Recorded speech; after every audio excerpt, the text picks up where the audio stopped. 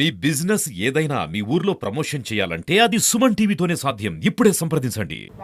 అల్లు అర్జున్ గారి సినిమా మీద ఎంతమంది దుష్ప్రచారం చేసినా అది పార్ట్ 2 కదా.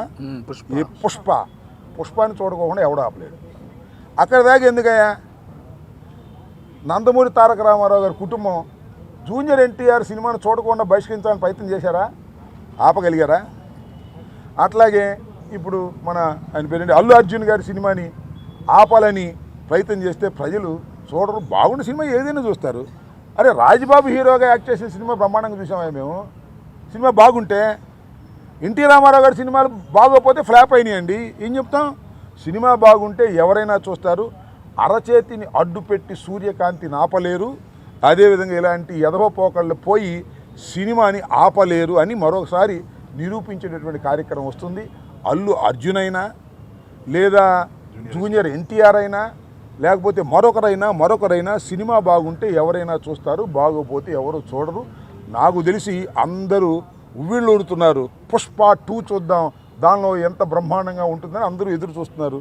నేను కూడా ఎదురు చూస్తున్నా. మరీ థియేటర్లోకి వెళ్ళి చూడాలంటే ఇబ్బందిని నేను కూడా పుష్ప 2 ఎలా ఉంటుందో చూడాలని నాకు బాగా కోరికగా ఉంది. ఎందుకంటే చాలా అద్భుతంగా పార్ట్ 1 అద్భుతంగా ఉంది కదా, హాలీవుడ్ స్టైల్లో ఉంది కదా, అందరినీ తలదన్నే విధంగా వెళ్ళాడు కదా అల్లు అర్జును. అందువల్ల బాగా జలసిగా ఉంది కొంతమందికి. మీ జలసి వల్ల మీ కడుపులు పుచ్చిపోతాయి, గుర్తుపెట్టుకోండి.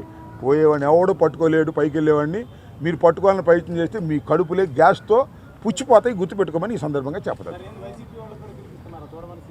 ఏంటి నేను సినిమా చూడమని నువ్వు చూడు, నాకు రాదు, టికెట్ ఇస్తాను నీకు, అందరికి ఇవ్వలేను. కానీ నాకెందుకు సినిమా ప్రచారం? అడిగారు కాబట్టి చెప్పాను. నేను సినిమా జోలికి వెళ్తానా? అడిగారు కాబట్టి చెబుతాం. అప్పుడెప్పుడో బ్రో సినిమా గురించి వెళ్ళాము, దానిలో నాది కూడా పెట్టారు కాబట్టి. నేను అనేది ఏంటంటే మీరు అడిగారు కాబట్టి కాస్త చెప్పాలి కాబట్టి, మీకు చెప్పకపోతే బాగోదు కాబట్టి కొన్ని ఏమో చెప్పము, కొన్ని ఏమో చెబుతాం. మనకు నచ్చింది చెబుతాం, మనసుకు నచ్చని నో కామెంట్ అని వెళ్ళిపోతాం. అని అడిగాడు. జూనియర్ ఎన్టీఆర్ని అల్లు అర్జున్ని ఇద్దరిని బహిష్కరించాలని ఎవరైనా అనుకుంటే అది మీ భ్రమ తప్ప ఎవరిని బహిష్కరించలేరు ఈ దేశంలో, ఈ సినిమాల్లో. గుర్తుపెట్టుకోండి, Allu Arjun is an international యాక్టర్గా రూపుదిద్దాడు. అవునా కాదా?